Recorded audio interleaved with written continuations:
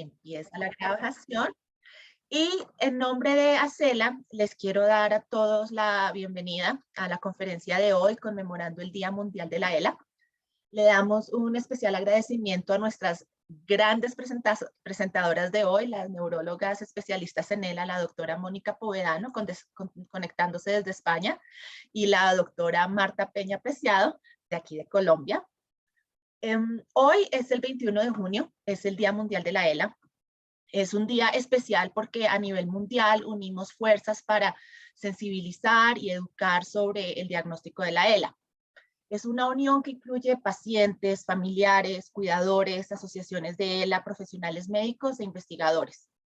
Estas actividades no las limitamos al 21 de junio, pero en un día como hoy es una oportunidad para recordar que cada día somos más fuertes y hay más avances y personas involucradas en el manejo del tratamiento de la ELA, en investigación y en la lucha para encontrar una cura para la esclerosis lateral amiotrófica. Y así podemos todos mantener la esperanza que un día como hoy vamos a estar celebrando la cura para la ELA. Ya con eso le paso la palabra a la doctora Povedano para su presentación. Gracias. Hola, buenas tardes para vosotros, buenas noches para aquí. Muchísimas gracias por haberme dado la posibilidad de participar en esta jornada y me hace mucha ilusión porque tengo un cariño especial a Colombia, porque con nosotros trabaja el doctor Andrés Paipa, que todos conocen, colombiano, y que ha hecho que le tengamos un cariño especial desde Belviche a su país. Y bueno, creo que ahora voy a poder compartir. ¿Sí? Vale. La charla que me habéis comentado de que debía hacer, pues es la ELA o el problema de la ELA en plena pandemia COVID.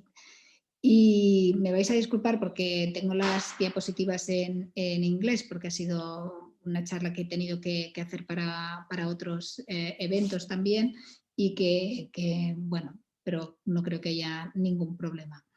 Bueno, para empezar, como todos sabéis, la pandemia del COVID es algo que no nos ha dejado casi a ningún país, ¿no? sin vivirla. Países cuyas incidencias están mejorando, pero otros países, y entre ellos mi país, parece que ahora está mejorando con el nivel de vacunación, pero hay otros países, entre ellos países que aún sigue con incidencias de enfermedad bastante elevadas.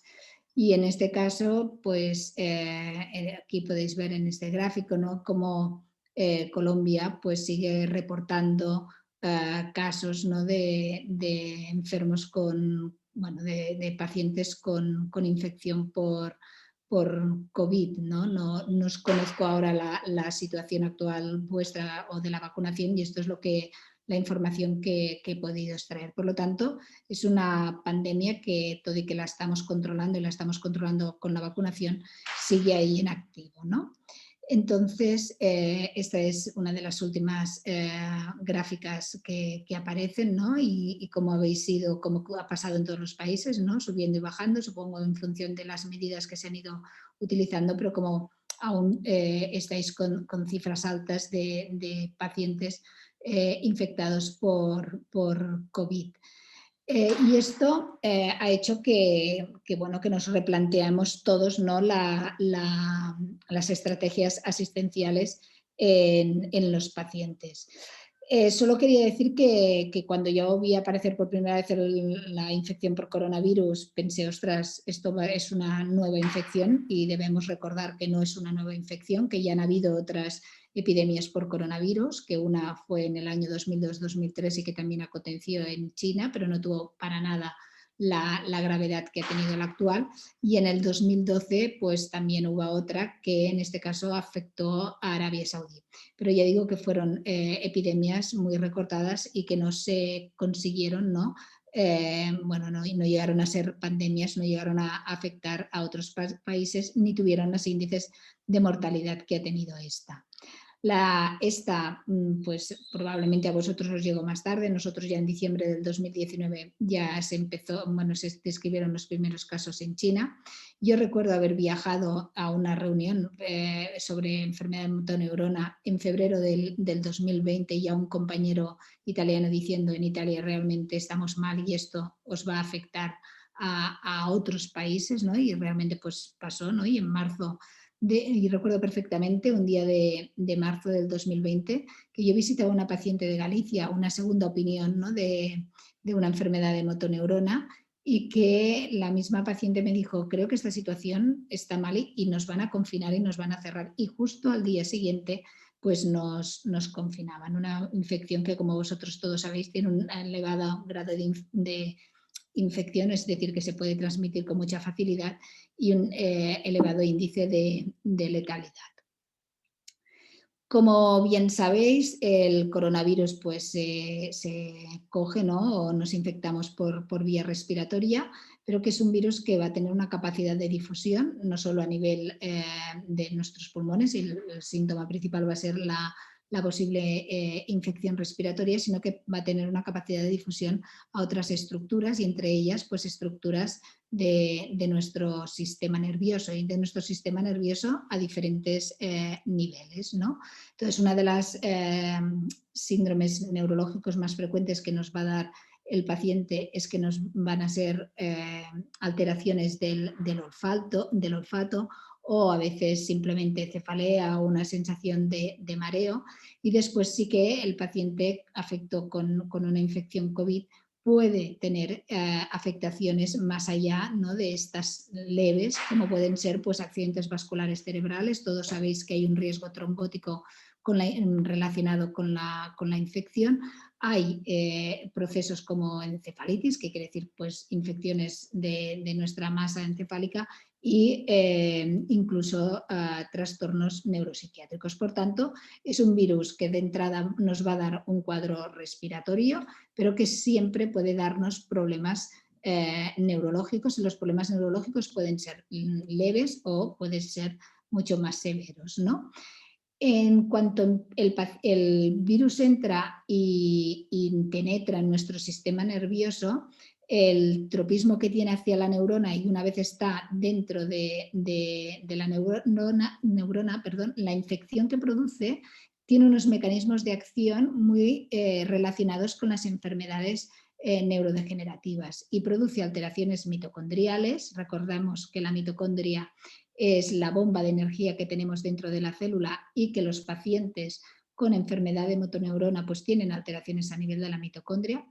Puede producir inflamación, y recordemos también que en la enfermedad de motoneurona se produce neuroinflamación, agregación de proteínas, es decir, proteínas que tenemos dentro de las células pues que se aglutinen de forma incorrecta. Esto también lo puede producir el virus, e incluso producir daño de otras estructuras de dentro de la célula, que son los lisosomas. Por lo tanto, llama la atención de que es un virus que, cuando produce daño a nivel neurológico y a nivel de nuestro sistema nervioso, a veces, puede producir o produce un daño vehiculizado por mecanismos que están relacionados con las enfermedades neurodegenerativas, no solo la ELA, sino también pues, enfermedad de Parkinson o enfermedad de Alzheimer. Dicho esto, pues decir que este virus, cuando nos penetra y nos da afectaciones del sistema nervioso, como he dicho, nos puede dar unas afectaciones que afecten a nivel encefálico y produzcan alteraciones estructurales, alteraciones a nivel de neuronas que están localizadas en nuestro cerebro, pero también puede producir alteraciones en nuestro sistema nervioso, pero en lo que nosotros llamamos el sistema nervioso periférico, y relacionado con lo que llamamos enfermedades neuromusculares. En este esquema, lo único que quiero llamarles la atención es que aquí nosotros lo que vemos, pues vemos las neuronas sensitivas, vemos las neuronas motoras o motoneuronas, que son las que se nos afectan cuando tenemos una enfermedad como la esclerosis lateral amiotrófica, y estas, tanto las neuronas motoras como las neuronas sensitivas, se estructuran en unos nervios que llevan su función, ¿no? A nivel periférico, bien sea el músculo o bien sea a recibir las diferentes percepciones, ¿no? De las diferentes sensibilidades. Pues bien, cuando nosotros tenemos una infección por el coronavirus, pues debemos tener en cuenta que cualquiera de estas estructuras también se nos puede afectar y puede dar lugar a una cosa que se llama el síndrome de Guillain-Barré, que el síndrome de Guillain-Barré no es más que una inflamación o una radiculopatía que afecta a esos nervios que os decía, que salen desde la médula y van hacia las estructuras periféricas. Los primeros casos de Guillain-Barré se describieron en el año 2020 en un lugar que es Lombardía. Recordemos que Italia fue un foco muy importante, y en concreto Lombardía, de COVID, es decir, fue una de las primeras zonas que tuvieron que cerrar porque había una gran incidencia de infección, y allí empezaron a describir estos casos. Y lo describo porque es importante, porque el síndrome de Guillain-Barré puede llegar a producir, ¿no?, un cuadro de trastorno de la motilidad y tetraparesia. Y ahora imaginemos, ¿no?, pues un paciente con una enfermedad de motoneurona, con una infección por virus de COVID, y que pudiera hacer una complicación de este nivel que fuera un síndrome de Guillain-Barré. O otra de las complicaciones a nivel neuromuscular que nos puede producir la infección por COVID es una cosa que se llama miopatía. Y la miopatía no es más que la inflamación, ¿no?, de nuestros músculos. Ya la afectación de este sistema neuromuscular, ya no estamos hablando del nervio, sino que estamos hablando del músculo. Y es frecuente que los pacientes con COVID describan pues hasta un 50% pues alteraciones a nivel muscular y que refieran dolores musculares, y que se vea un aumento de los enzimas musculares en sangre. La miopatía por COVID yo creo que es frecuente durante todo este tiempo de pandemia. Yo lo he visto en pacientes Noela, ¿no?, en pacientes con afectación, con una infección por COVID.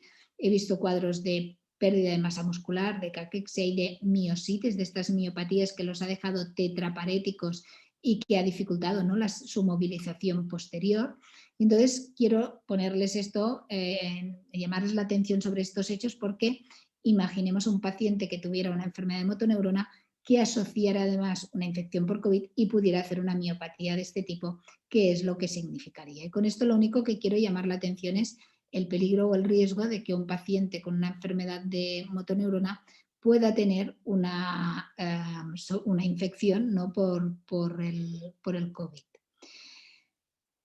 Si nosotros consideramos que los pacientes de enfermedad de motoneurona son enfermos neurodegenerativos / enfermos neuromusculares, ¿no?, depende cómo los queramos clasificar. Esto hay una controversia, si la clasificamos como una enfermedad neurodegenerativa, sí, porque comparte, ¿no?, mecanismos de acción con otras enfermedades neurodegenerativas, pero la enfermedad también se puede considerar como una enfermedad neuromuscular si nos basamos en los síntomas que presenta. ¿Por qué? Pues porque el paciente presenta síntomas relacionados con estas estructuras que les ponía, ¿no?, de debilidad, debido a que la neurona motora fallece y no lleva bien la fuerza a los músculos. Pues bien, si nosotros consideramos al enfermo con enfermedad de motoneurona que dentro del grupo de las enfermedades neuromusculares, pues todo y que por el hecho de tener una enfermedad neuromuscular no tienes mayor riesgo a ser infectado, sí que debemos tener en cuenta que una infección por un COVID en un enfermo con una enfermedad neuromuscular pues tiene mayor gravedad.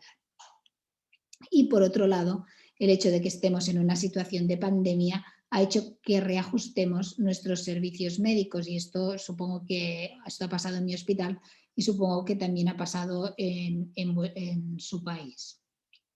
Entonces, cuando nosotros decimos ¿por qué un enfermo neuromuscular? ¿Por qué un enfermo con una enfermedad de motoneurona tiene todo y que no tenga más riesgo de infectarse? Es decir, no es un enfermo inmunodeprimido, no tiene más riesgo para infectarse, pero sí que tiene cuestiones que pueden darle, ¿no?, gravedad si el paciente pues llega a infectarse. Por ejemplo, una de las cuestiones importantes es los síntomas respiratorios que puede tener un enfermo con enfermedad de motoneurona. Nosotros recordemos que la complicación más frecuente que tiene la infección por COVID es la neumonía, ¿no? Esta neumonía va a producirnos una alteración de nuestro parénquima pulmonar. Imaginemos que un enfermo con una enfermedad de motoneurona que encima tenga una infección en su parénquima pulmonar con el distrés respiratorio, la afectación respiratoria que ya tiene el paciente, pues está claro que es de mayor gravedad una infección en un enfermo con motoneurona que en un enfermo que no la tiene. Por otro lado, en ocasiones pueden haber otros factores como pueden ser la edad avanzada o el que el paciente pues, sea un paciente dependiente, ¿no?, a la hora de las actividades. O, por ejemplo, lo que os decía antes, ¿no?, el hecho de que el enfermo pueda tener, ¿no?, una afectación a nivel muscular, ¿no?, y tenga una caquexia o una miopatía por el COVID en el contexto de un paciente que ya de por sí tiene una atrofia de sus músculos. Por lo tanto, el enfermo con ELA dentro del grupo de enfermedades neuromusculares no es que tenga más riesgo a sufrir la enfermedad, es decir, no es que tenga más posibilidades de infectarse, pero sí que va a tener mayores riesgos si acaba sufriendo la infección. Esto es una encuesta que pasaron los de Eurordis. Eurordis es el grupo de enfermedades minoritarias que tiene la Unión Europea.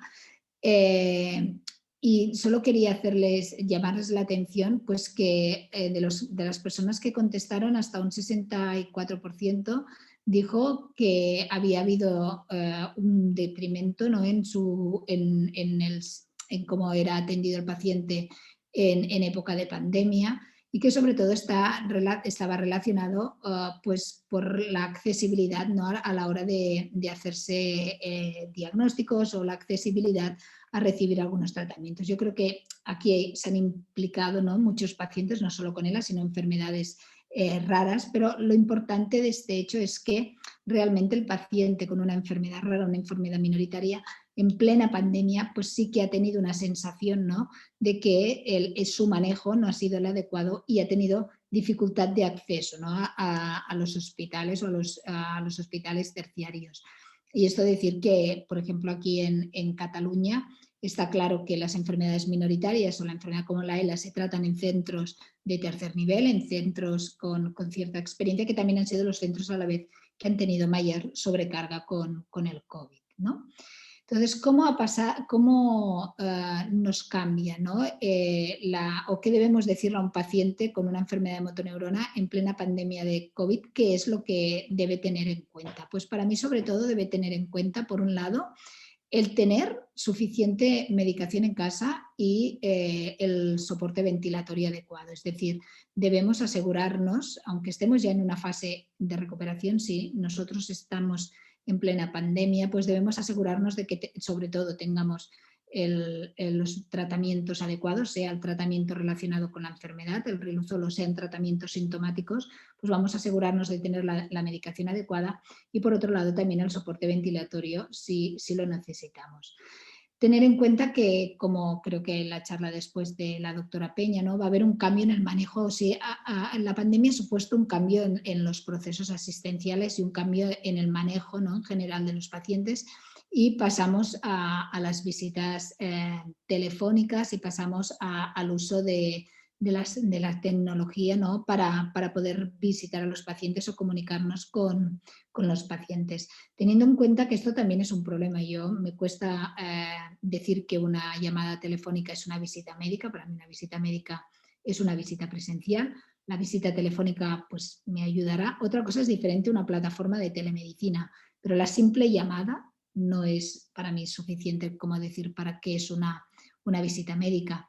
Y un punto básico que siempre nosotros hemos insistido en nuestros pacientes es que lo más importante también era en época de plena pandemia, pues el que mantuviera las distancias sociales. Y estas tres ideas era algo que nosotros, estos tres mensajes, los hicimos incluso en un vídeo para los pacientes cuando se instaló el estado de alarma. Asegúrense de tener todo en casa, tengan en cuenta que les vamos a llamar por teléfono y por favor mantengan la distancia social, aíslense, no tengan contacto con otras personas para evitar el riesgo a infectarse, ¿no?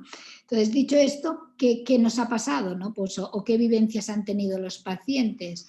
Pues los pacientes, uno de los problemas que han tenido, y otros enfermos con enfermedades neuromusculares, es que aquellos que no han sido diagnosticados o aquellos que estaban en proceso de diagnóstico, pues ha habido una mayor demora en el diagnóstico. ¿Por qué? Pues porque el paciente no ha tenido acceso a los centros para poder ser visitados, o bien no ha tenido acceso correcto a las pruebas necesarias para poder hacer el diagnóstico. En el caso de la enfermedad de motoneurona, pues en concreto la electromiografía. Nosotros aquí hemos tenido problemas a la hora de poder hacer electromiogramas a los pacientes en pleno estado de alarma, lo cual ha hecho que los pacientes que nos han llegado ahora, ¿no?, y que hemos tenido que hacer ahora el diagnóstico, pues han sido pacientes que hemos visto más evolucionados, encima con la incertidumbre de no haber hecho el diagnóstico. Concretamente hoy pues veía un chico de 50 y pocos años, pues que llevaba toda la época de la pandemia pues esperando y dando vueltas, intentando acceder a centros, ¿no?, de salud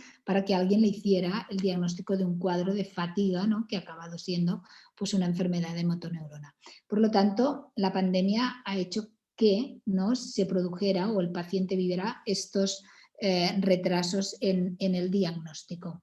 Por otro lado, otro problema que nos ha generado la pandemia durante toda esta época es y no sé cómo lo han tenido en su país, es una dificultad de accesibilidad a los centros de rehabilitación. Es decir, el paciente no podía acceder a los centros de rehabilitación, los fisioterapeutas tampoco iban a los domicilios, y esto ha producido pues, que el paciente, una de las grandes quejas cuando han vuelto a ser ahora visitados, es decir, pues que esa pérdida de la capacidad de hacer rehabilitación durante todo este periodo de tiempo pues les ha supuesto, ¿no?, una pérdida funcional.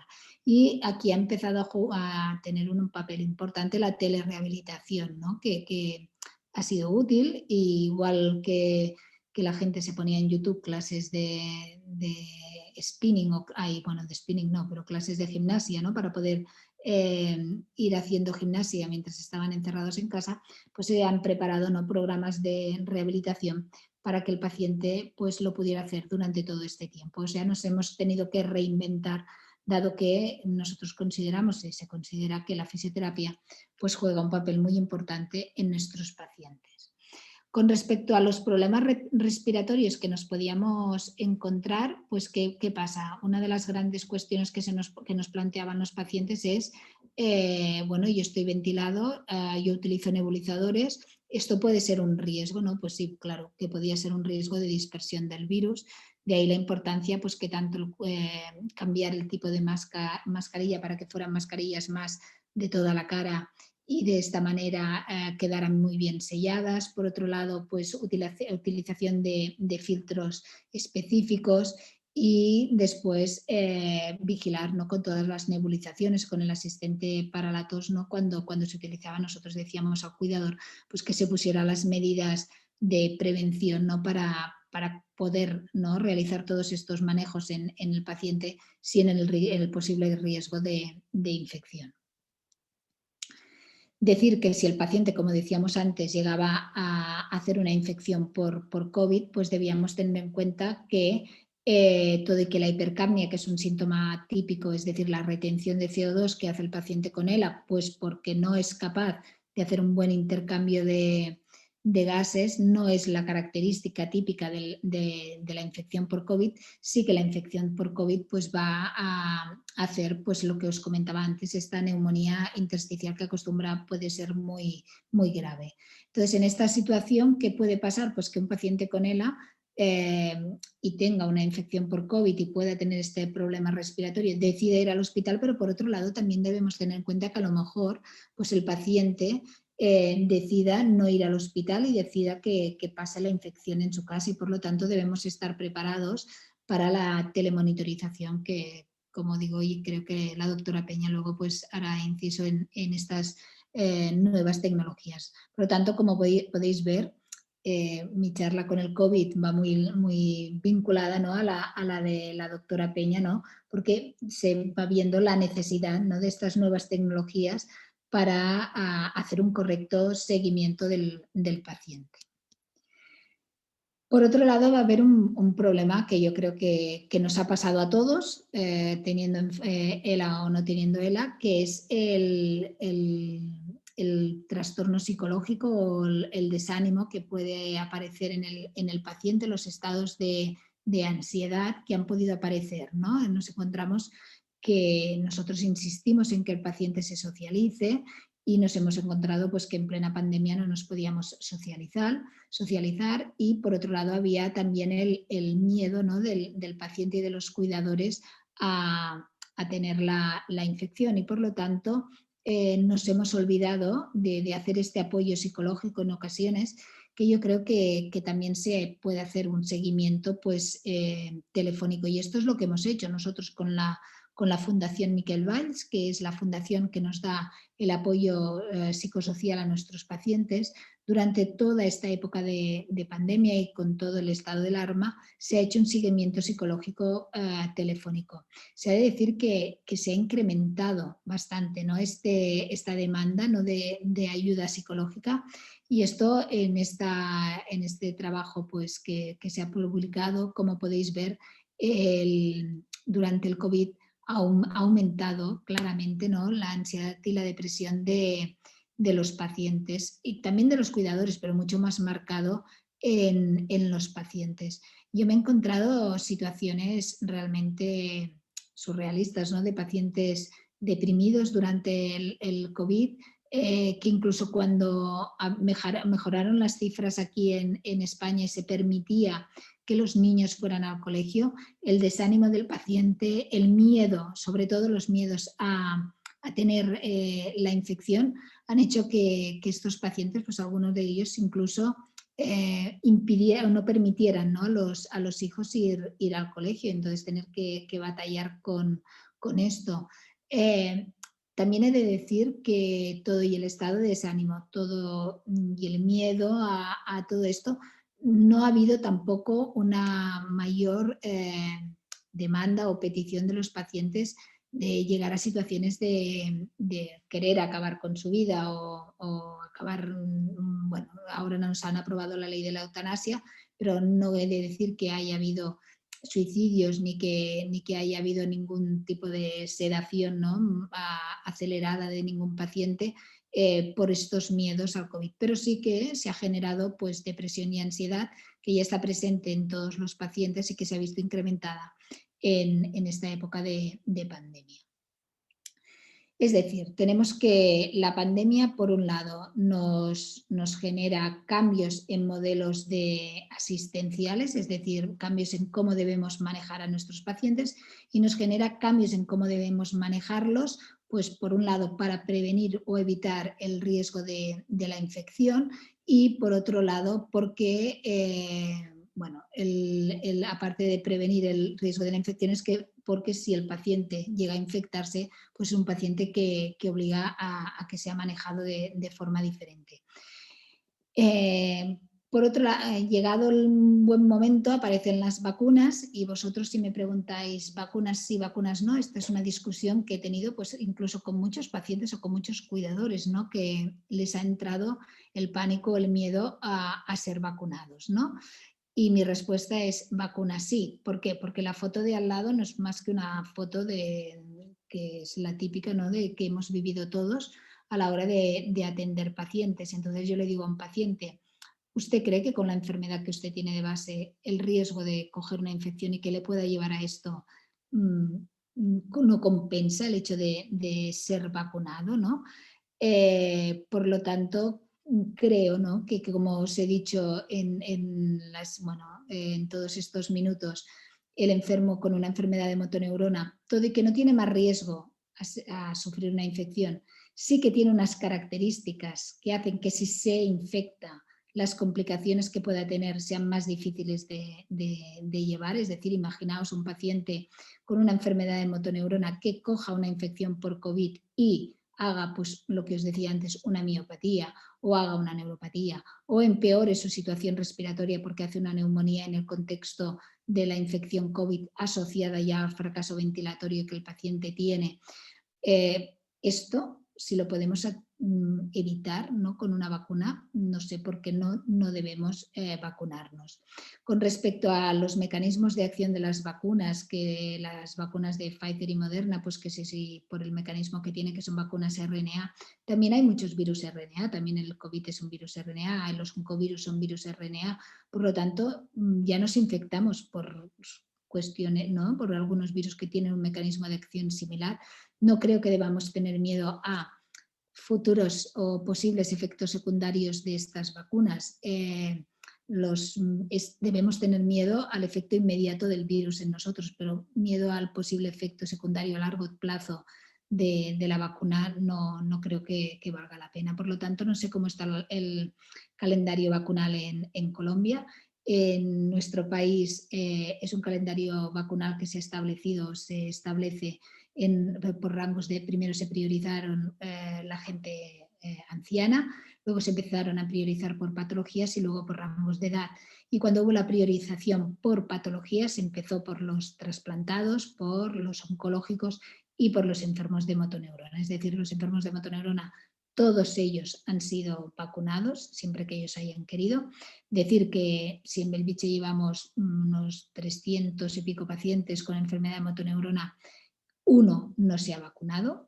Deciros que de los pacientes también con enfermedad de motoneurona que han tenido la infección por COVID, han fallecido 2 por el COVID, el resto lo han conseguido superar, es decir, no han tenido problemas, han sido infecciones leves y que no han llevado a más, pero sí que han habido 2 que han fallecido por culpa de la infección. Por lo tanto, yo creo que es importante el plantearse la vacunación e intentar y seguir actuando, ¿no?, con actitud de prevención para que no nos infectemos. Y no me quiero enrollar más porque, como decía antes, para mí es importante las preguntas. Espero haber aclarado, ¿no?, un poco, no haber confundido, y si he confundido, pues después en el turno de preguntas pues aclararé todo lo que sea necesario.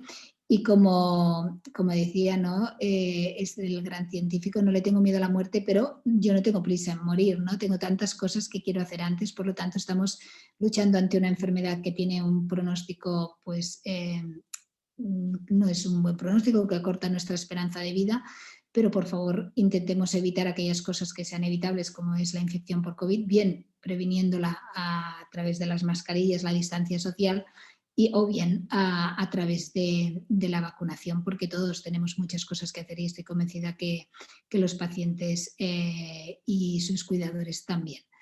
Y sin más, paso la palabra a mi compañera Marta Peña para que linkee con esto, ¿no?, la charla relacionada con la telemonitorización o la telemedicina y la enfermedad de motoneurona. Muchas gracias. Doctora Povedano, muchísimas gracias.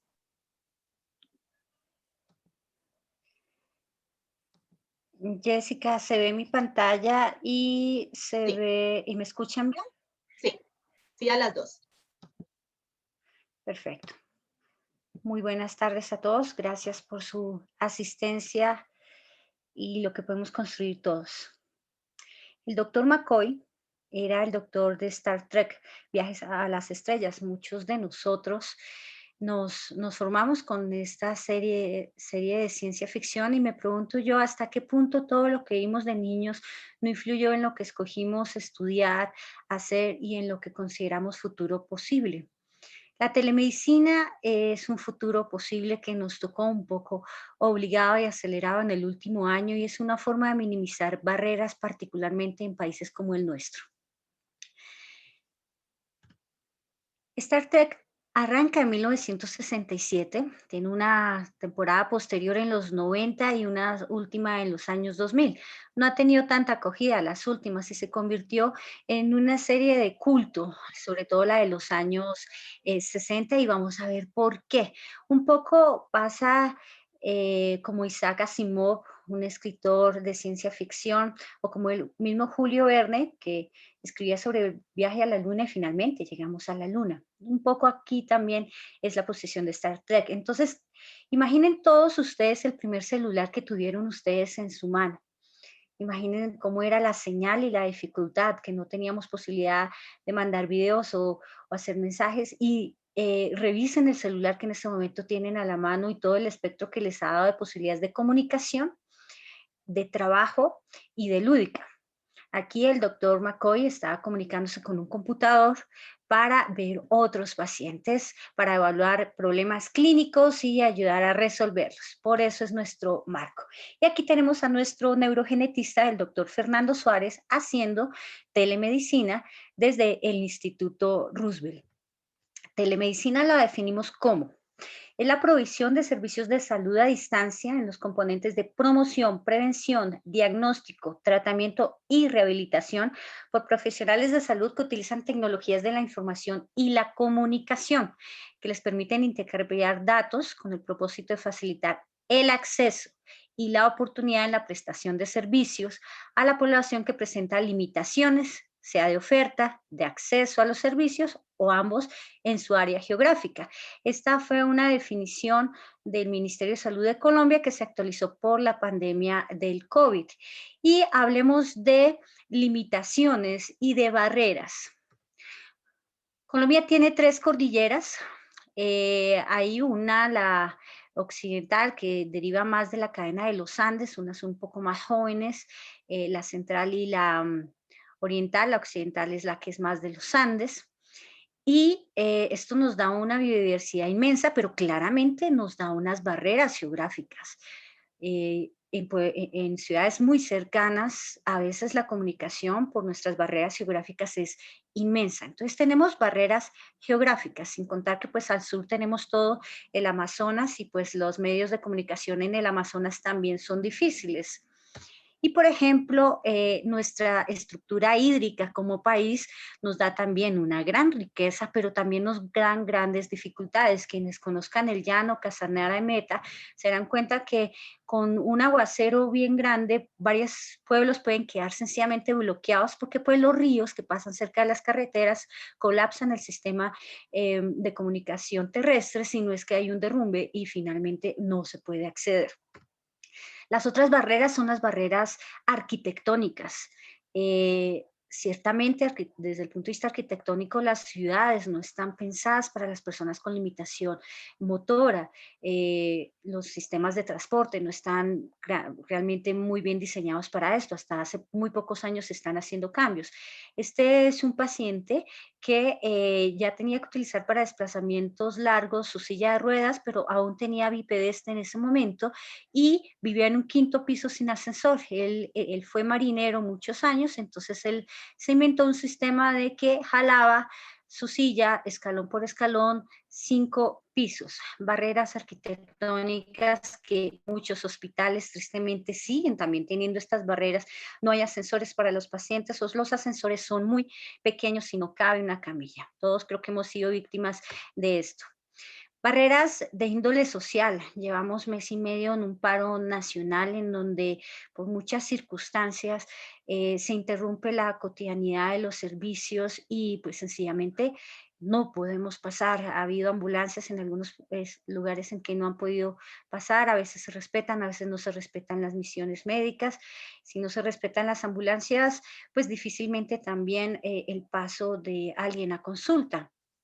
Y pues nuestra geografía con inundaciones periódicas que inclusive si uno venga en avión, la calle 26 que va hacia el aeropuerto, pues podría colapsar por una inundación. Entonces, barreras es lo que nos sobra, además de las económicas. Y la telemedicina puede disminuir esas barreras.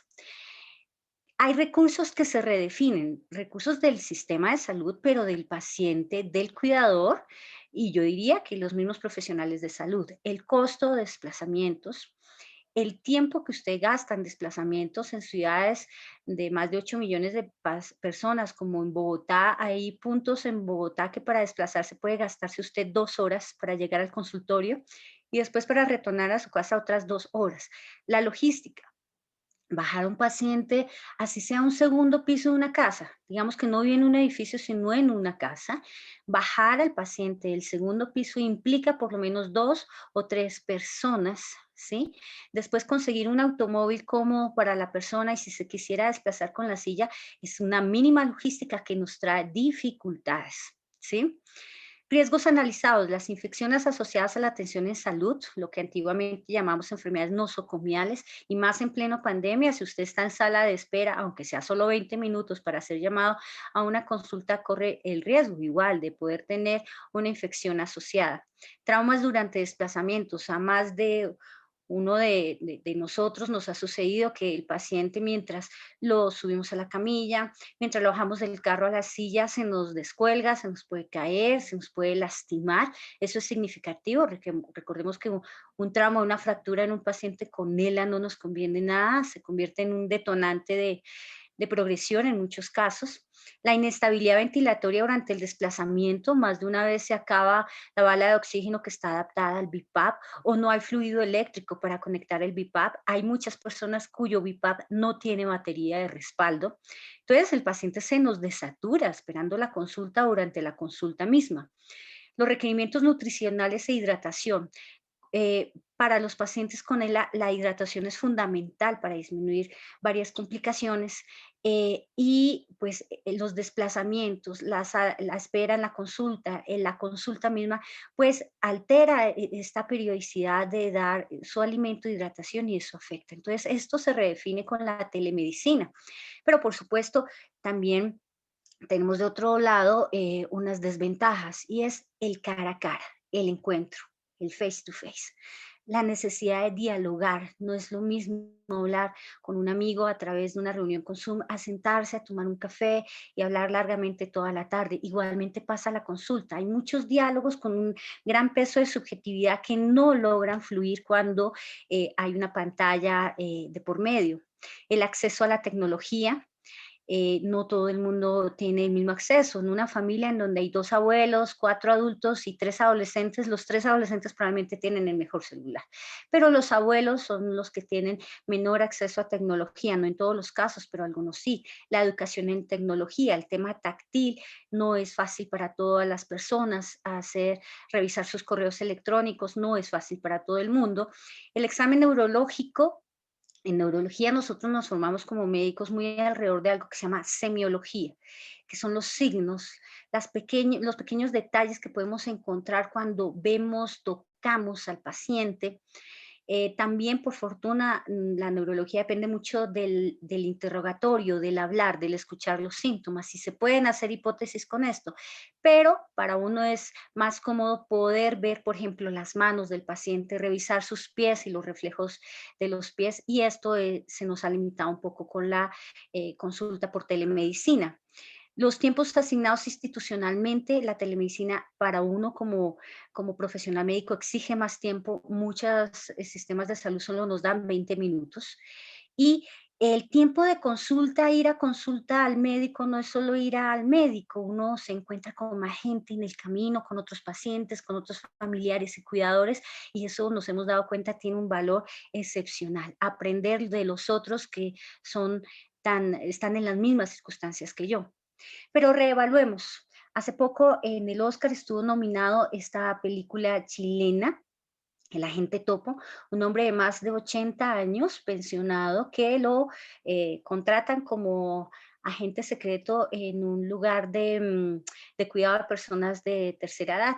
Y tiene que utilizar celular y tiene que grabar y tiene que mandar mensajes. Y lo aprendió y lo hizo a la perfección como un agente de la Guerra Fría. Así que la tecnología, con una buena estrategia pedagógica, puede ser accesible a cualquier persona.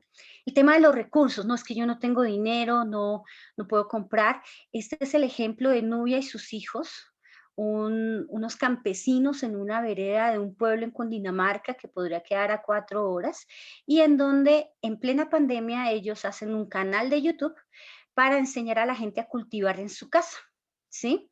Y en sus apartamentos, porque cuestionaban cómo se perdían muchos productos agrícolas entre los intermediarios. Y esta mujer y sus niños se han convertido en unos personajes de YouTube muy reconocidos, con un celular, su casa humilde y sus ideas. Así que el tema de recursos también es redefinible, ¿no? Bueno, en Colombia Para el 2010, tiempos prepandémicos, se habían evaluado 550.000 pacientes por telemedicina. Esto es un artículo que me llamó mucho la atención, lo hace el grupo de la Universidad Rey Juan Carlos en Madrid, ni siquiera la publicación es de colombianos, pero ellos hicieron este estudio de cómo se hacía la telemedicina en Colombia para el 2010. Así que esto, pues con el COVID se potenció, pero ya se venía trabajando. La Universidad Nacional, de la que yo hago parte y la que me formé en 1996, empieza un programa de telemedicina orientado a contactar el servicio médico del Amazonas. Hay lugares o épocas en el Amazonas que solo podía salir 1 o 2 aviones o avionetas desde Leticia, la capital de Amazonas, a Bogotá. Entonces, pues esto complicaba ciertas circunstancias. Así que se empezó a hablar de la telemedicina para hacer contacto con la selva amazónica. La Universidad del Cauca, también del sur, para 1999 también hace otros proyectos de telemedicina. Y pues con el COVID, para el 30 de septiembre del 2020, habían más de 9.000 servicios habilitados para telemedicina. Esto es reporte directamente del Ministerio de Salud. Para el 3 de marzo del 2021 se habían hecho 42 teleconsultas. Todo presionado, por supuesto, por el COVID. Un cirujano pediátrico de la Universidad del Valle saca este artículo para el 2020. Recordemos que las especialidades quirúrgicas fueran un poco de las más afectadas, porque ellos sí necesariamente no es solo face to face, cara a cara, sino mano a cuerpo, no hay otra vía. Sin embargo, él dice que es responsabilidad de nosotros como profesionales de salud tener estrategias de innovación, pensar el mundo y la realidad distinto y hacer cambios de paradigma. Pero yo también pensaba que no solo depende de nosotros como médicos, que pues por nuestro juramento hipocrático tenemos que atender sea como sea y responder la problemática, sino que también es importante que las personas y la comunidad en general tengan nuevas estrategias, cambie de paradigmas y entienda que muchos servicios de salud siguen siendo igual de óptimos que si fueran presenciales, si los hacemos desde telemedicina y disminuimos riesgos de contagio y otras cosas. En esclerosis lateral amiotrófica particularmente, ya para el 2006 el grupo holandés plantea esta revisión y dicen, mire, lo que usted hace como médico y como paciente en telemedicina y face to face, cara a cara, con respecto al tratamiento, a los síntomas, puede ser perfectamente equiparable. Comparemos la barra negra con la barra clara y pues se pueden ser equiparables si queremos evaluar tratamiento y progresión. ¿En qué puede haber diferencia? Cuando de pronto sí es mejor el cara a cara. Cuando hablamos de aceptación de la enfermedad, las fases en donde el paciente empieza a entender su diagnóstico, los riesgos, los cambios en un nuevo proyecto de vida que debe hacer, bueno, todo lo que implica un diagnóstico de esta categoría. Así que al principio el proceso de aceptación y al final, cuando estamos en fases terminales o intermedias de la enfermedad, cuando empezamos a hablar, por ejemplo, de un riesgo latente de morir y cómo quisiera que ese momento fuera. Para Lazarus y Feldman en 1984, el afrontamiento se refiere a aquellos esfuerzos cognitivos y conductuales constantemente cambiantes que se desarrollan para manejar las demandas específicas externas o internas que son evaluadas como desbordantes, que exceden a los recursos del individuo. Es decir, en el momento en que a mí me hacen el diagnóstico de ELA, yo y mi familia, ¿cómo afrontamos eso? ¿Qué estrategias voy a tener cognitivas, comportamentales para responder a esto? Y para responder en la mejor forma, tal vez la más adaptativa. Entonces, este punto de aceptación y afrontamiento es el que se facilita más cuando la relación es directa y no por telemedicina. Después empiezan a aparecer unas publicaciones, 2014, todavía mundo prepandémico en Australia. Entonces, en Brisbane, Australia, en la costa más oriental de Australia, pues son kilómetros, creo que hablaban casi más de 500 kilómetros entre una población y otra. Entonces, claro, para ellos que los pacientes fueran periódicamente al centro de referencia de ELA era muy difícil. Por tanto, los australianos empiezan a hablar con fuerza de la telemedicina para poderle ofrecer mejores alternativas a sus pacientes. El grupo norteamericano también ya para el 2018 hablaba de la telemedicina. Entonces ellos dicen, mire, las decisiones farmacológicas es lo que podemos usar, perdón, concretar, resolver más en la telemedicina, 89% de los casos, considerando que ellos tienen unos tiempos de visita de 32 minutos, fluctuando 12 minutos por encima, por debajo, un poco más de lo que tenemos nosotros, pero bueno. Podemos en telemedicina tomar decisiones farmacológicas, discutir los objetivos de la atención, inclusive ya se hablaba que se puede hacer investigación con telemedicina el 55% de los casos y uso de equipo del 50% de casos. Es decir, podemos resolver bastantes cosas desde la telemedicina. Innovación que tuvimos que aprender a hacer más consultas interdisciplinarias desde la telemedicina, sincrónicas en tiempo real o a veces asincrónicas, se reestructuraron ensayos clínicos con la telemedicina, se hizo mayor énfasis en telemonitoreo de la función respiratoria, e inclusive en otras patologías en donde la tarjeta del BiPAP puede ser leída de forma virtual y así hacer ajustes para las presiones. Pero ciertamente vamos a requerir siempre una complementariedad con la atención domiciliaria, con el médico domiciliario, con las terapeutas domiciliarias. ¿Qué otra limitación tenemos? ¿Sí? La espirometría y los exámenes de videocinedelusión. Entonces es muy difícil por telemedicina hacer evaluaciones con instrumentales de la función ventilatoria. Ustedes saben que en esclerosis lateral amiotrófica medir la capacidad vital forzada, la fuerza que tiene el tórax para entrar y sacar aire, pues son fundamentales para decir en dónde estamos en la enfermedad. Pero con la pandemia, este aparato, un equipo de medición, un espirómetro, por decirlo así, que uno podría tener en su casa, que está digitalizado sus reportes y que podría uno ver. Pero por supuesto tienen su costo. Ay, sí. En los países de tercer mundo siempre hemos tenido que utilizar estrategias menos tecnológicas y más básicas. Y me llama la atención cómo en estas circunstancias estas cosas que para nosotros son del día a día empiezan a tener relevancia. Para el 2016, en una revista muy importante médica, Músculo y Nervio, sale este artículo en cómo correlacionar dos elementos clínicos que no dependen de un instrumento específico, como un espirómetro, sino que dependen de la habilidad humana de objetivizar cosas, son útiles para predecir función respiratoria y que para el día de hoy son supremamente importantes en nuestra telemedicina. Uno se llama el rendimiento vocal en inspiración profunda, los números que puede contar alguien después que ha respirado muy profundo, hasta qué número llega, si está el 10, hasta el 20, hasta el 40. Esto puede aproximarse mucho a lo que nos daría el valor en una espirometría y la fuerza de la cabeza hacia adelante, esta fuerza hacia adelante cuando le hago posición. Es decir, si un paciente me cuenta hasta 40 después de haber inspirado profundamente, o yo le pido a su familiar que le haga fuerza sobre la frente y el paciente haga oposición hacia adelante y tiene una buena fuerza, esto también me puede dar un valor parecido a lo que yo podría pensar desde una espirometría y me puede poner a analizar adecuadamente en qué riesgo está el paciente. Así que desde la telemedicina lo que puede ser como una limitante, la evaluación ventilatoria, tenemos otras herramientas clínicas también muy útiles. Adicionalmente, en esclerosis lateral amiotrófica las cosas van evolucionando. No hablamos hoy de ELA como lo hablábamos hace 10 o 20 años y probablemente en 2 años estaremos hablando también de una forma distinta.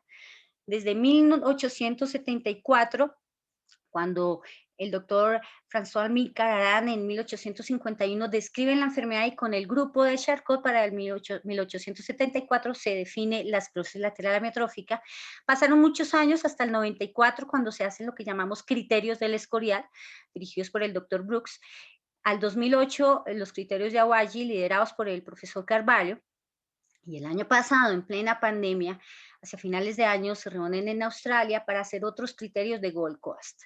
Esta evolución de los criterios nos permite hacer diagnósticos más tempranos, disminuir incertidumbres para poder actuar más rápido y modificar la historia natural de la enfermedad.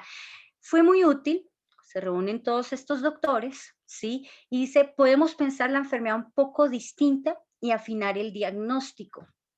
Entonces nos dice, mire, la ELA es algo motora y progresiva. Si en una región coincide signos de neurona motora inferior con superior, esto es una ELA, no lo ponga en duda. Pero si tiene dos segmentos corporales con signos de neurona motora inferior, no tenga duda, muy probablemente está frente a una ELA, empiece a trabajar, obviamente haciendo exclusión de diagnósticos diferenciales. Y los signos de neurona motora inferior podríamos aproximarnos de una buena forma, inclusive desde la telemedicina y con la electromiografía. Eran los signos de neurona motora superior, siguen siendo los que nos solicitan más la presencialidad y el estar cercano. Estos son unas caricaturas de un argentino para la doctora Mónica Povedano que se llama Quino, el mismo de Mafalda. Y es el tema de los reflejos. En ELA tenemos la gran mayoría de veces hiperreflexia. Con un solo toque hay reflejos anormales que no debería tener la persona. Y en neurología, en la evaluación inicial del paciente con ELA, en este punto nos demoramos bastante. Y este es el punto que no podemos hacer desde la telemedicina. Pero de nuevo, los criterios de Gold Coast nos ponen en una postura un poco una menor barrera para poder hacer aproximaciones diagnósticas, aún así no podamos tener la posibilidad de tomar reflejos. Lo otro que nos da la telemedicina es pensar la aproximación de las enfermedades de los trabajadores de salud y los pacientes desde los ojos de la tecnología. Estamos en una revolución tecnológica, tuvimos la revolución industrial y en ese momento estamos en una revolución tecnológica impresionante y por eso es que vuelvo a tocar a Star Trek, en cómo la comunicación y la tecnología cambió nuestra forma de relacionarnos y la forma de asumir las enfermedades. Este artículo escribe la doctora Susana Pinto del grupo de Portugal y con unos italianos y nos habla en que cosas como la interfase cerebro-computador y los dispositivos de lectura de movimiento ocular es algo que cada vez va a estar más en auge, que el COVID nos obligó también a avanzar un poco más en ellos y a su vez nos permite enfatizar en cosas como la telemedicina. ¿Por qué? Porque la telemedicina depende de la tecnología de las comunicaciones. Entonces me detengo en esta tecnología de las comunicaciones. Entonces, miren cómo el doctor McCoy tiene un aparato que pareciera estar teniendo alguna interacción con su cerebro. Este hombre tiene una mirada como muy concentrada, estar pensando y algo está este aparato interpretando. Esto estamos hablando de nuevo 1967 y hoy en día estamos muy cerca de esto. Gracias a cosas como inteligencia artificial, robótica y realidad virtual, esto se va ampliando. ¿Qué es la interfase cerebro-máquina? ¿Sí? Está basado en que hay actividad eléctrica y otras actividades biofísicas en el cerebro y esas podrían ser leídas por algunos sistemas y esto hacer una cadena de interpretación hacia un computador. Quiere decir que podemos utilizar señales eléctricas del cerebro por un dispositivo que se llama electroencefalograma, ¿sí? O otro sistema que se llama espectroscopia, onda cerca del infrarrojo, y esto tener una lectura al punto en que podemos interpretar lo que el paciente esté pensando, así ya no tuviera movimiento ocular, por ejemplo. Estos son una serie de estudios en pacientes con ELA que son fascinantes. El profesor Hopkins se comunicaba a través inicialmente de un movimiento en su mano, después de un movimiento en la mejilla. El movimiento ocular nunca fue muy óptimo en él, pero logró mantener la comunicación y nos pudo facilitar que todo lo que había en su cerebro se trasladara a conocimiento útil para toda la humanidad y con un valor histórico. Hoy en día se piensa, por ejemplo, en poder poner ciertos electrodos sobre la corteza misma del cerebro de la persona con ELA. La persona hace un entrenamiento específico para hacer entender en qué letra o qué palabra está pensando, en qué código está pensando, y el computador puede hacer esta lectura, ¿sí? Y vienen más cosas. Vienen los hologramas y la comunicación por hologramas, ¿sí? Esta comunicación que ven de este celular haciendo un holograma es del 2016, ya hace algunos años. Así que la comunicación por hologramas cada vez va a ser más eficiente. Va a ser algo que seguramente en 1 o 2 años lo estemos comprando todos en nuestras casas, y esa comunicación a través de hologramas, por supuesto, en telemedicina tiene unas implicaciones inmensas, tanto que ya se está empezando a hablar de la holomedicina, las especialidades quirúrgicas que tienen que programar una estrategia de disección, por ejemplo, es muy importante para ellos estas opciones. De tal forma que como seres humanos en el tiempo vamos cambiando. Desde el celular que teníamos hace unos 15 o 20 años, empezamos a tener de pronto algunos aditamentos en nuestro cuerpo que modifica la función. Yo en otra presentación decía que la gastrostomía es un poco ser cyborg, es decir, cambiar otra forma de hacer las cosas como comer. Entonces esta es nuestra gastrostomía.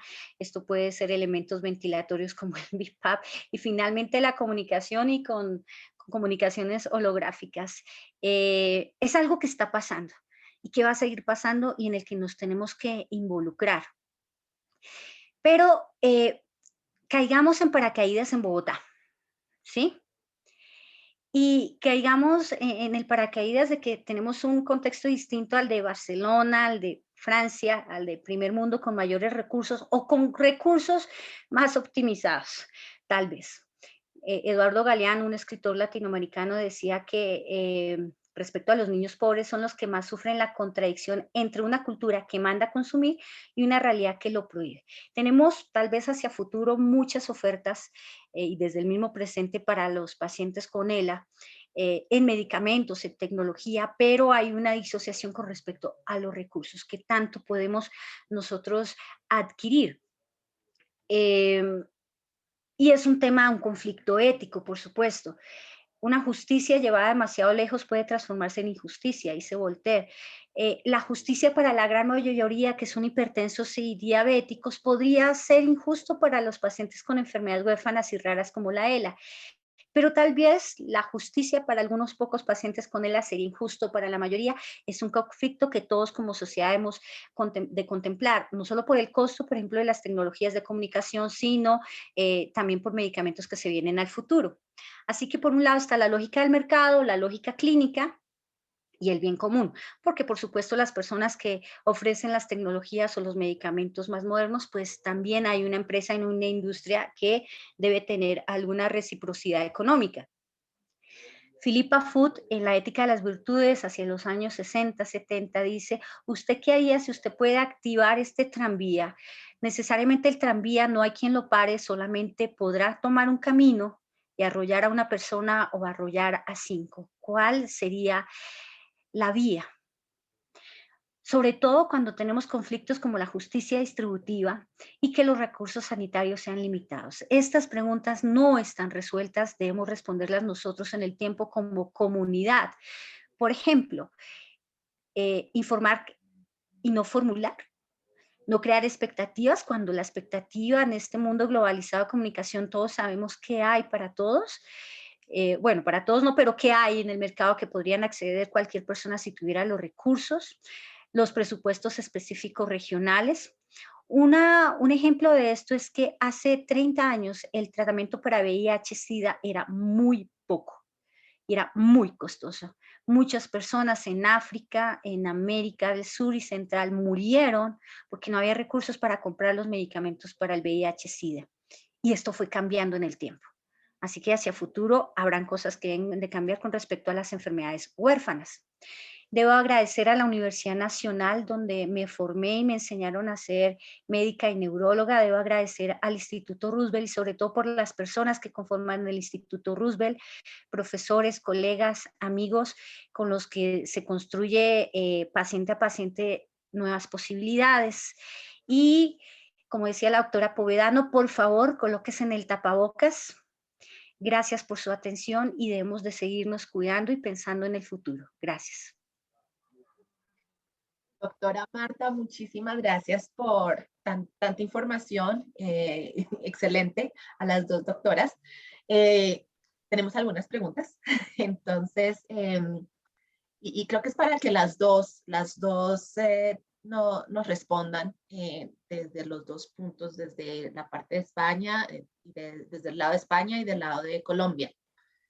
Entonces, hemos hablado de la recomendación de la vacuna, de vacunarse contra el COVID, pero está todavía mucha duda y mucha pregunta sobre qué tan seguras son las vacunas para pacientes con ELA y si se conocen efectos secundarios de las vacunas en pacientes con ELA.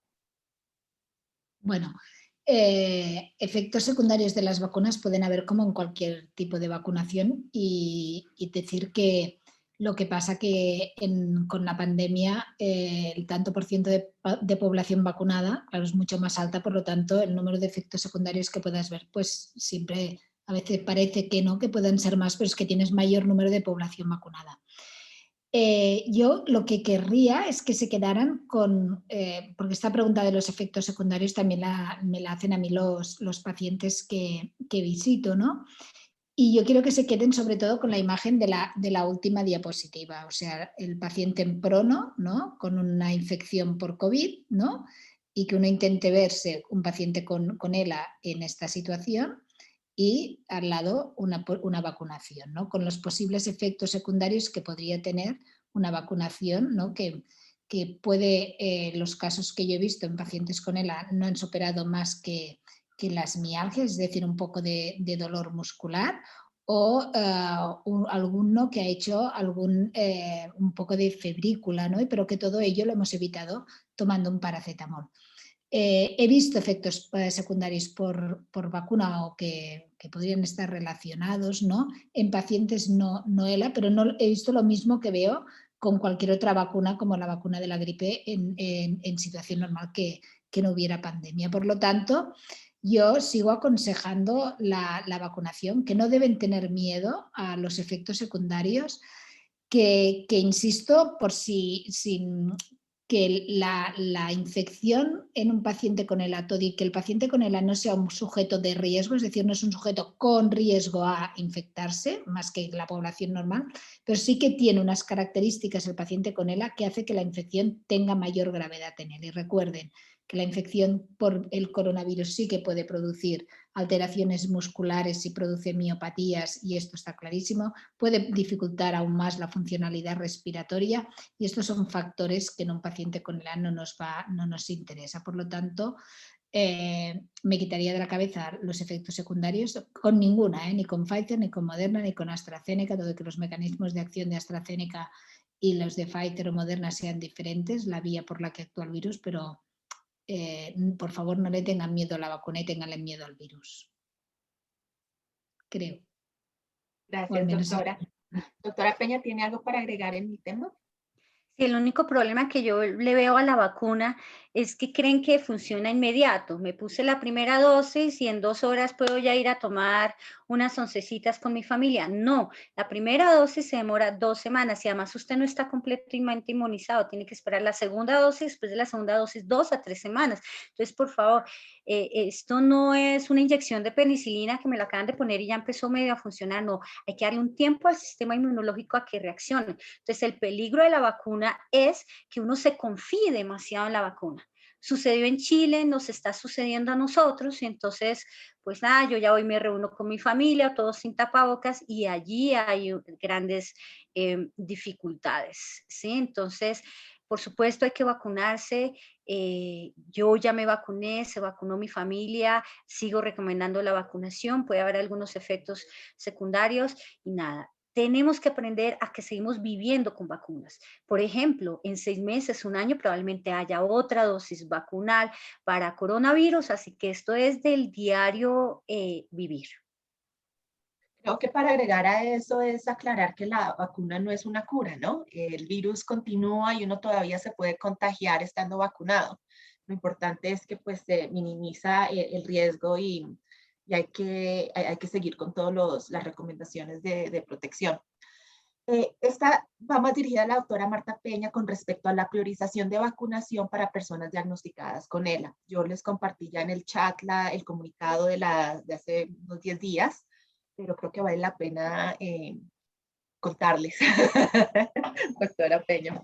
El trabajo arduo de ACELA logró que se priorizara dentro de la última comunicado del Ministerio de Salud a muchos pacientes con enfermedades neurológicas. Enfermedades neurológicas hay 50, bajito, pero se logró colocar el código que corresponde a enfermedad de neurona motora G122, que corresponde a esclerosis lateral amiotrófica de forma global, porque si no, nadie los veía y nadie los consideraba, y primero pasaba a esclerosis múltiple porque tiene más peso casi que financiero, ¿sí? Se logró incluir la esclerosis lateral amiotrófica de los pacientes de 20 años en adelante. Sí, 20 años en adelante. El problema, claro, son sus cuidadores, que si el cuidador no es una enfermera, no es un trabajador de salud, va a ser muy difícil priorizar a los cuidadores. En este momento en Colombia, si el cuidador tiene por encima de 50 años, por favor, todos se pueden vacunar. Si está por encima de 40 años y tiene alguna comorbilidad, es usted asmático, es diabético, pues también puede usted vacunarse. Pero seguramente va a ser muy difícil que prioricemos los cuidadores de ELA, porque también están los cuidadores de demencia, los cuidadores de Parkinson, los cuidadores de personas con secuelas de ACV, y probablemente el ministerio ya no lo procese ni lo acepte de la misma forma. De hecho, fue muy difícil que empezaran a vacunar a los profesores, y esto también era muy importante. Entonces, los cuidadores ciertamente nos va a estar muy atentos, tocar estar muy atentos al momento que nos toque. Gracias, doctora. ¿Y hay alguna recomendación con respecto a los pacientes con ELA, que si hay alguna forma de que reciban la vacunación de forma domiciliaria? ¿Hay algún proceso a seguir?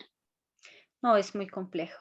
Es muy complejo porque algunas vacunas requieren de una cadena de frío que podría deteriorarse en el traslado. De hecho, ya hay lugares en donde se han dañado vacunas por temas climáticos, entonces va a ser muy difícil que lo logren domiciliario, tristemente.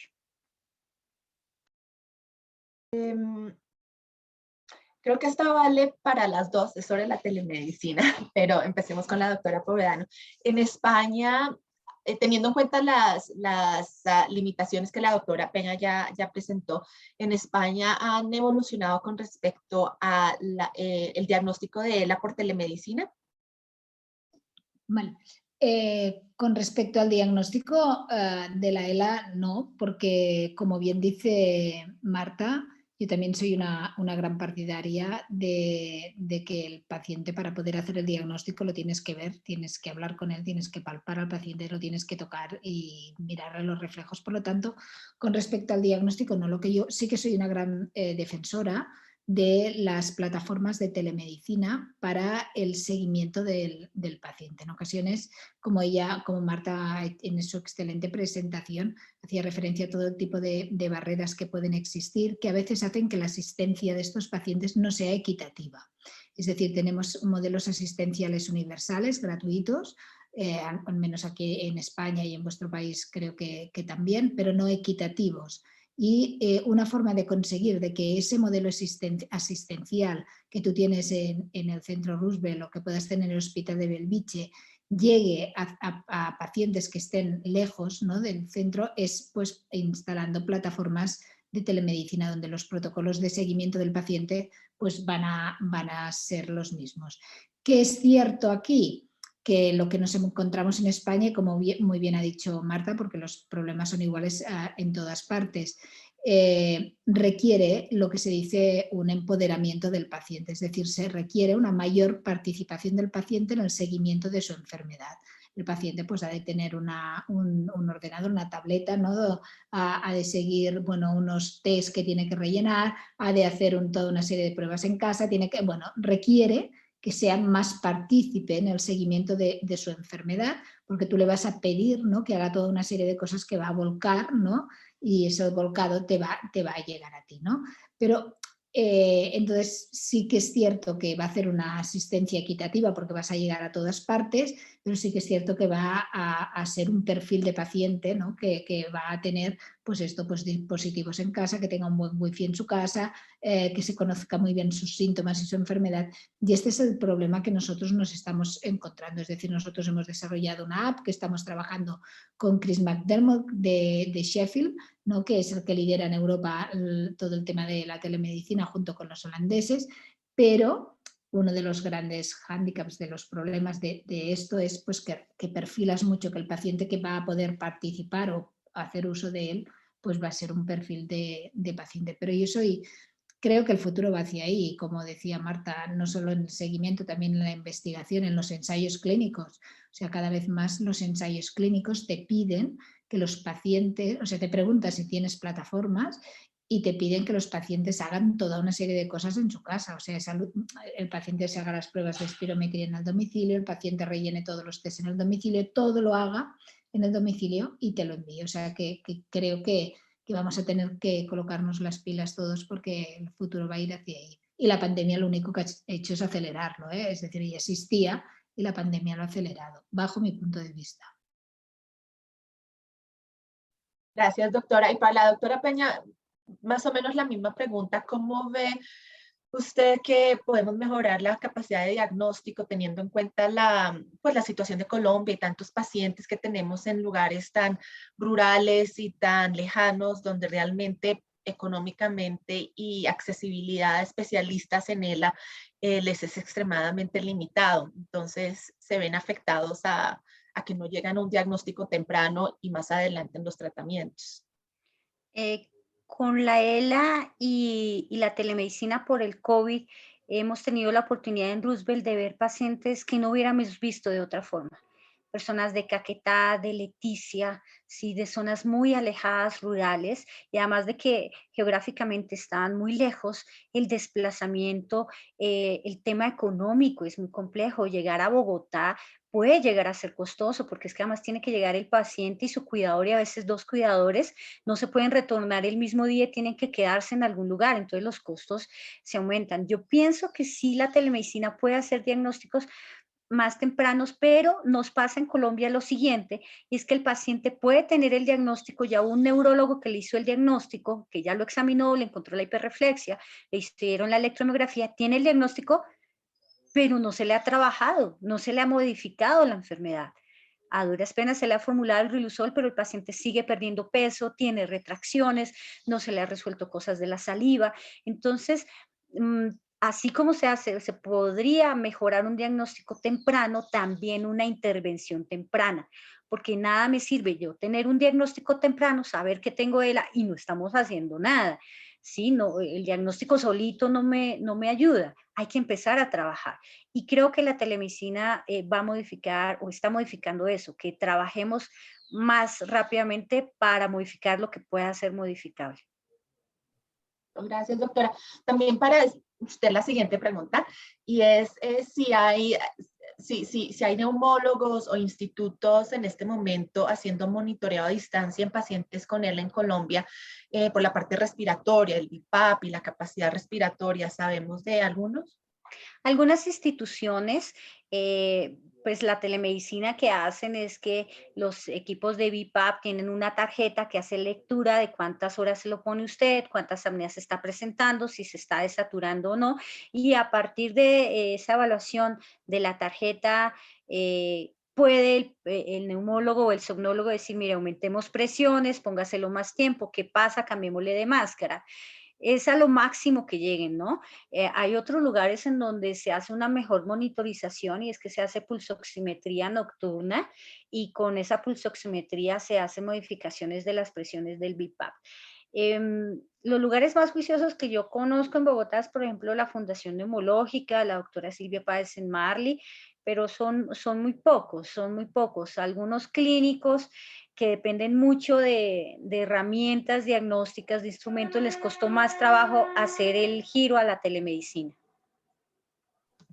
Gracias. Esta siguiente pregunta es para la doctora Povedano y nos preguntan si si un efecto de la vacuna del COVID puede ser un incremento en las fasciculaciones del paciente y que si hay algo que se puede hacer al respecto. Yo no creo que la vacuna dé un incremento de las fasciculaciones, o no tendría por qué producir un incremento de las fasciculaciones que ya existieran. Yo digo que la vacuna, como mucho yo lo que he visto en algún paciente, o porque lo he vivido en no pacientes sino en compañeros, es algo de dolor muscular, pero como incremento de las fasciculaciones, os aseguro que todos los pacientes están vacunados, menos una o dos, porque no han querido, y ninguno de ellos me ha reportado que tuviera un incremento en las fasciculaciones. Yo es que veo que hay como, no lo sé, igual me equivoco, no sé si tenéis una reticencia a los pacientes a ser vacunados, por lo que veo en el chat. Y creo que se debe intentar no demonizar a la vacuna. Con respecto a la vacunación domiciliaria, nosotros aquí se está haciendo la vacunación domiciliaria a pacientes con ELA y a pacientes con ELA dependientes, o a pacientes sin ELA que no son dependientes, ¿no? Porque no sé qué vacuna os llega más a vosotros, si es Pfizer o cuál os llega, pero como deja entre 4 y 5 horas tras la preparación de la vacuna para poder, ¿no?, después de sacarla del frío, pues permite, pues, a las enfermeras ir a los domicilios, ¿no?, que van en moto y tal, llevan las vacunas y vacunan en los domicilios. Que no sé si es una estrategia que vosotros os podríais plantear o no. No sé cómo lo tenéis organizado en el país, pero aquí se está vacunando a domicilio a todos los grandes dependientes, se está vacunando en las residencias de la tercera edad, o sea, se va y se vacuna. Lo digo porque veo esto, que hay otra pregunta de paciente pues ventilado y tal, que dice: yo no me voy a poder trasladar a un centro, y yo creo que es importantísimo el poder conseguir que los pacientes con ELA estén vacunados. No lo sé, Marta, de vosotros si tenéis esto para poder organizarlo o no, pero yo te digo que aquí se está vacunando en domicilio. En los pacientes que están con ventilación permanente, sea no invasiva, ventilación permanente tipo BiPAP, o con traqueostomía, ya ventilación mecánica invasiva, ellos tienen unos sistemas de atención domiciliaria con un médico domiciliario, y en ellos sí ha sido más fácil que se acceda a un tipo de vacunación domiciliaria, probablemente usando vacunas que no requieran tanta cadena de frío. Sin embargo, no todas las IPS son domiciliarias, son igual de eficientes, hay algunas que se demoran un poco más, pero pues ya se está trabajando con los que tienen ventilación mecánica invasiva, ha sido menos difícil más bien. ¿Porque tenéis problema de abastecimiento de vacunas en el país o no? Sí, por supuesto. Nos demoramos en iniciar, ha habido problemas de abastecimiento. No he revisado el porcentaje, pero creo que el porcentaje no debe llegar al 20% de vacunación en la población. Y estamos en tal vez el peor punto de la pandemia. Estamos cerca de 600 muertos diarios, 30,000 infectados diarios. Ya llevamos así casi un mes, lo que pensábamos que iba a ser solo 2, 3 semanas, vamos para mes y medio, con una conducta en meseta muy, muy peligrosa, con la variante lambda, que es la andina, que probablemente tiene una situación de mayor infecciosa. Y tenemos una dificultad, es que estamos empezando a ver vacunados infectándose y algunos con cuadros moderados a severos, entonces probablemente la estrategia inmunológica del coronavirus está evadiendo la vacuna y no estamos suficientemente vacunados. Entonces la situación acá no está tan fácil y claro, hay desabastecimiento, hay partes del país donde no están llegando suficientes vacunas. Vale. Lo que sé que es importante, lo que decías tú antes, que no estás vacunado hasta que no ha pasado un tiempo, inmunizado hasta que no ha pasado un tiempo de la segunda dosis. O sea que la primera dosis no te ha de relajar, porque después de la primera dosis te puedes infectar y hacer la enfermedad.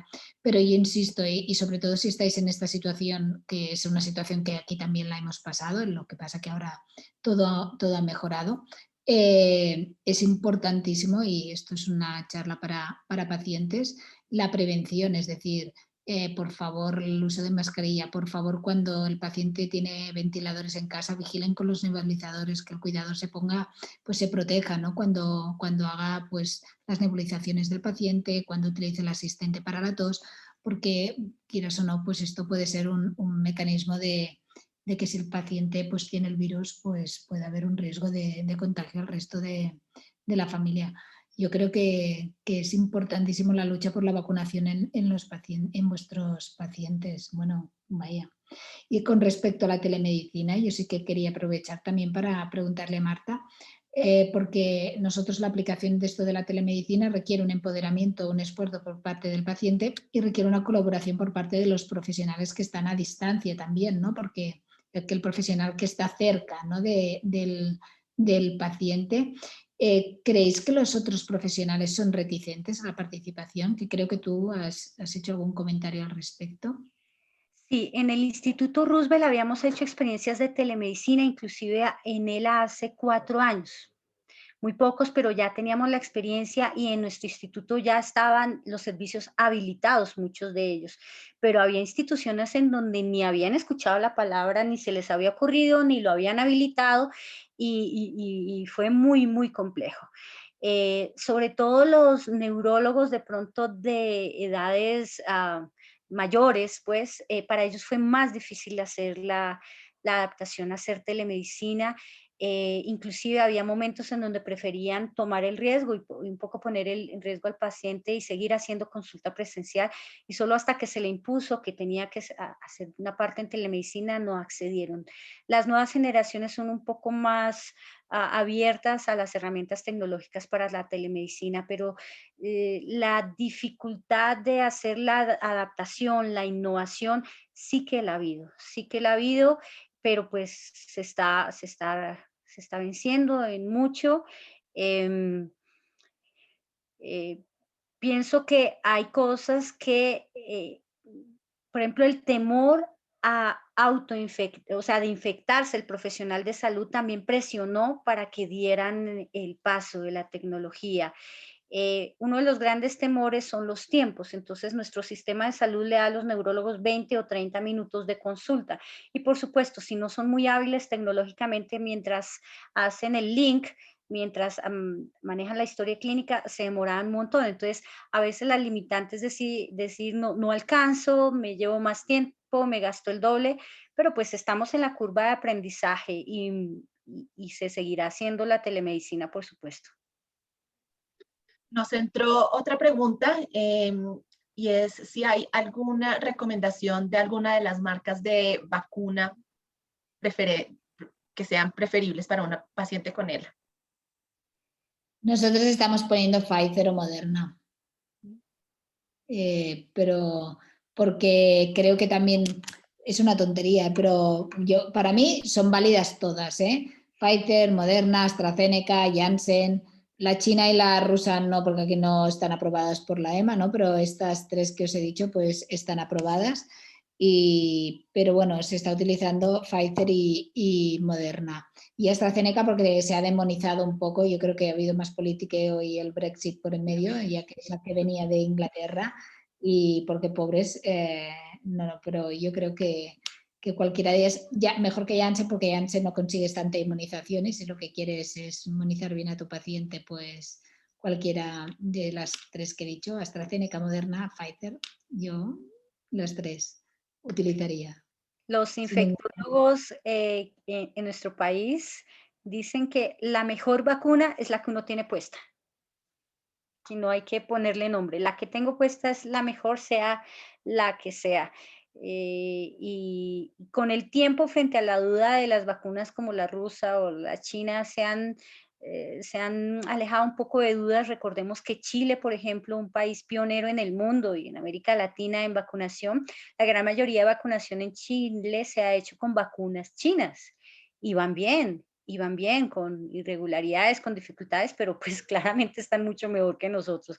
Entonces, nada, cualquier vacuna, la que tengo en el brazo es la mejor.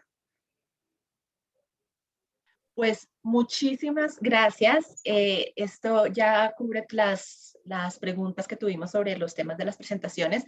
Hubo muchas preguntas que se salían de los temas de hoy, pero los invito a que visiten nuestro canal de YouTube, es Asociación Colombiana de ELA, donde tenemos grabaciones de las conferencias que hemos hecho este año. Hicimos una serie en colaboración con el Instituto Roosevelt de Pregúntale al Experto, donde se enfocaron en los diferentes temas de salivación, de nutrición, de tratamientos.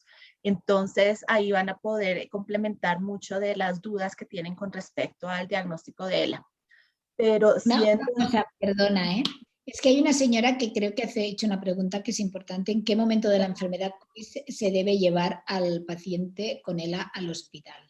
Ay, esa no la vi. Gracias. Bueno, es que acaba de salir ahora. No sé, Marta, ¿quieres aconsejar tú a tus pacientes o no sé cómo lo tenéis aquí, la derivación a hospitales o no en plena pandemia? Es que... No lo tenemos claramente protocolizado. En este momento en Colombia, la ocupación de unidad de cuidado intensivo es prácticamente el 100%, 98-99%. En muchas ciudades ya es 100%. No tenemos camas en urgencias, en hospitalización ni en cuidado intensivo. Esto nos pone en unas visiones que varían, o sea, unos protocolos, unas posturas que varían según la disponibilidad en las camas. Si no tuviéramos COVID, la consulta en urgencias, para urgencias, hospitalización en los pacientes con ELA ha de ser rápida a unos primeros síntomas de descompensación respiratoria, ventilatoria o sospecha de infección. En estas circunstancias de pandemia, más allá de que cambien los criterios médicos, porque la idea es ofrecerle al paciente lo mejor posible, el paciente empieza a tener temores, Mónica, sobre sí mismo y sobre su familia. En la práctica médica hospitalaria de internación en Colombia se sigue aislando el paciente. Es decir, el paciente queda solo en una unidad de cuidado intensivo, en unas urgencias, aislado de su familia. Entonces, muchos pacientes y sus familias no están dispuestas a ir a un servicio de urgencias y quedar solos con una enfermedad como esta y con la incertidumbre que se pudieran complicar y sencillamente morir y no volver a ver a nadie ni despedirse de nadie. Entonces, lo que yo sugiero es que fortalezcamos las estrategias de atención domiciliaria para que sea el médico domiciliario el que intente resolver rápidamente la situación, si hay una sobreinfección bacteriana, si se pueden cambiar los parámetros de la ventilación mecánica no invasiva. Pero también depende, más allá de criterios médicos, protocolos médicos o sistemas de salud, de lo que cada persona quiere en situaciones de terminalidad o complicación de su enfermedad. Si yo tengo claro que en algún momento en la enfermedad de esclerosis lateral amiotrófica, si hago una falla respiratoria o una neumonía, quiero que se me lleve a cuidado intensivo, se me haga una traqueostomía, ventilación mecánica invasiva, por favor consulte lo más rápido posible. Pero si yo estoy en una fase terminal de la enfermedad y he considerado que no quisiera extremar los cuidados para prolongar la sobrevida en esta enfermedad, pues se hace una aproximación de cuidado paliativo en la casa. Entonces, casi que cada caso tendría que ser evaluado con detalle, Mónica. A veces hay una diferencia, una disociación entre lo que yo quiero como paciente y no se lo he comunicado a mi familia, a lo que la familia quiere que pase conmigo. Entonces, a veces la familia, la saturación se baja a 85, se angustian, quiero llevarlo ya, quiero que le hagan algo, quiero verlo bien. Y el paciente al contrario, pero no se los manifiesta, lo que quieren es que todo el mundo esté tranquilo, que esperemos la evolución de la situación y ver qué pasa. Y no quieren ser hospitalizados. Entonces yo invito a las familias que con cada persona, con cada paciente de ELA, tengan las conversaciones, qué vamos a hacer en caso de una situación crítica. Muchas veces no lo hablamos y el no hablarlo nos trae grandes, grandes problemas. Adicionalmente, en cada hospital, al día de hoy, por la pandemia de COVID, hay comités de ética médica que tratan de optimizar los recursos dependiendo de la evaluación de cada paciente. Es decir, si solo hay una cama de unidad de cuidado intensivo para el turno de hoy y han llegado un paciente con ELA de 70 años en fase avanzada de la ELA, ha llegado un chico de 20 años, estudiante, y ha llegado una mujer de 50 años, diabética, obesa y con cáncer de seno, es probable que el comité de bioética trate de escoger la cama a quien más tenga probabilidad de sobrevivir. Y pues no hace falta ser médico para pensar que la probabilidad de supervivencia seguramente sería del joven de 20 años. Esto tenemos que saberlo. Nos guste o no nos guste, lo aceptemos o no lo aceptemos, pero está sucediendo. Y pues tapar el sol con un dedo tampoco nos ayuda a tomar decisiones. Es dura esa información. Pues, pero es la realidad que hemos vivido todos los países, ¿eh? No sois los únicos. pues ya con eso, ya hora y media, nos fue muy bien. Doctora Povedano, muchísimas gracias por su tiempo, su disponibilidad. Y doctora Peña, como siempre, muchísimas gracias por todo el apoyo y todas las actividades que se han hecho en el Día Mundial de la ELA. Muchísimas gracias. Ya con eso apago la grabación y les estaremos compartiendo la grabación al email con el que se registraron para el evento. Muchísimas gracias. Doctora Povedano, siempre se aprende cantidades de ti. Gracias por la generosidad y por trasladar ese conocimiento. No, yo aprendo de vosotros y veo que todos trabajamos igual y todos intentamos hacer lo mejor posible y más en esta situación que estamos viviendo, que es un poco complicada. Pero bueno, nos hemos reinventado y yo creo que creceremos en esto. Y hoy es lo que decía a los pacientes en la jornada que hemos hecho en España. Es un mal año del 2020-21 con respecto a la pandemia y tal, pero es un año de muchos ensayos clínicos para la ELA. Estarás de acuerdo, Marta, que están avanzando muchísimo y entonces esto lo tenemos que también enviar en positivo a los pacientes de que no todo es negativo, sino que también estamos viviendo un buen momento para la investigación clínica en la enfermedad. Sí, optimismo a tope.